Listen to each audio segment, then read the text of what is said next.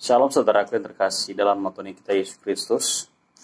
Ya, sering sekali kita memiliki kehendak, kepentingan, bahkan keinginan diri sendiri. Ya, sehingga sering sekali itu menjadi kehendak yang harus kita pertahankan. Bahkan kadang-kadang orang memikirkan bahwa itu adalah ego atau kepentingan diri kita sendiri. Namun, malam hari ini kita akan belajar satu bagian firman Tuhan. Tetapi saya akan memberikan judul atau topik, yaitu hasil akhir sebuah kehendak. Ya, bacaan kita di dalam kitab Filipi pasal 3 ayat 10 sampai ayat yang ke-11 yang mengatakan bahwa yang ku kehendaki ialah mengenal Dia dan kuasa kebangkitannya dan persekutuan dalam penderitaannya, di mana aku menjadi serupa dengan Dia dalam kematiannya, supaya aku akhirnya beroleh kebangkitan dari antara orang mati. Nah, saudara, sekali lagi saya katakan bahwa setiap orang memiliki kehendak ya yang berbeda-beda, baik itu satu dengan yang lain.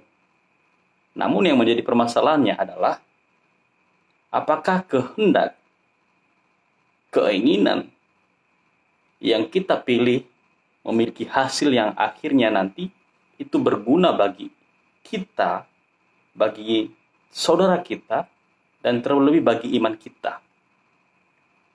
Nah, dalam bacaan kita ini, bacaan kita ini ditulis oleh Paulus, ya, Rasul Paulus. Nah, Rasul Paulus memiliki kehendak yang patut kita teladani, yaitu ia ingin mengenal Yesus dan kuasa kebangkitannya dan persatuan dalam penderitaannya. Dalam perjalanan rohaninya, Rasul Paulus tidak hanya menganggap bahwa kehendak ilahi sebagai suatu yang berguna bagi imannya atau bagi hidupnya, tetapi juga sebagai puncak dari kesetiaan dan pengorbanan yang diperlukan. Bahkan dia rela melepaskan yang berharga dalam hidupnya sebagai bukti cinta dan dedikasi ya, yang tak tergoyahkan kepada Tuhan. Nah, saudara yang terkasih, melalui pengalaman dan kesaksian Rasul Paulus, ya, di mana Rasul Paulus menemukan panggilan yang mendalam dan suci untuk menjadi serupa ya dengan Yesus dalam penderitaan dan kematian.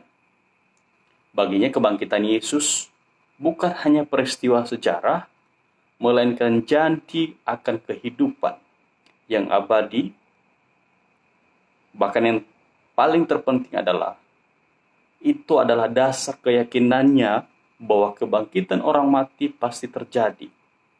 Ya. Namun kebangkitan Yesus memberikan makna sejati bagi segala penderitaan.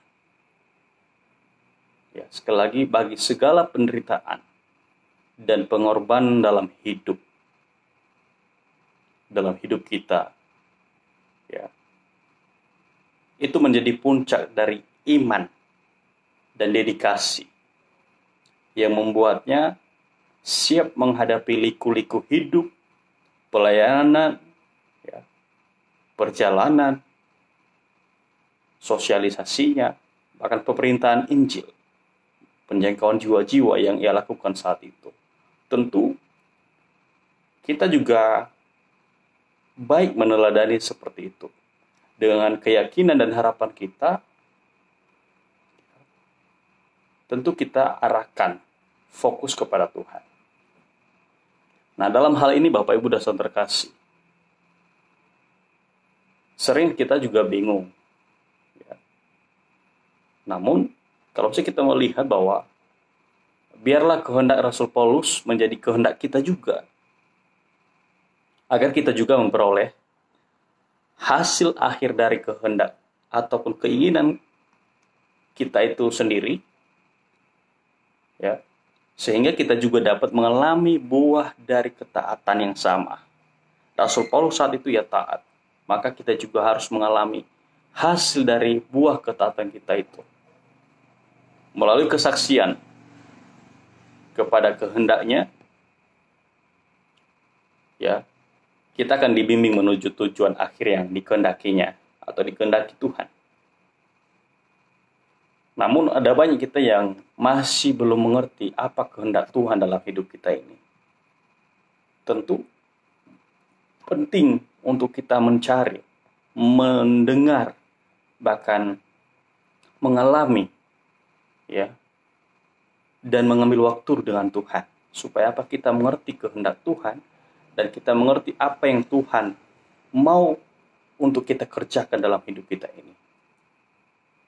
Dengan demikian, kita akan meneladani Yesus dalam pengalaman kematiannya, bukan hanya secara fisik, tetapi juga dalam makna yang lebih dalam, sehingga dalam pengalaman kematiannya yang beberapa hari kita telah peringati, kita maknai, ya. Saya mau katakan bahwa kematiannya bukan hanya secara fisik, tetapi juga bagaimana pengorbanannya, ya, menebus kita, yang harusnya ia tidak salah, menanggung segala kesalahan dosa kita oleh karena kasih-Nya. Saudara, dalam kehidupan kita, hanya Tuhanlah yang memberikan akhir. Ya. Apakah itu baik? Apakah itu tidak baik? Sekali lagi itu menurut penilaian kita.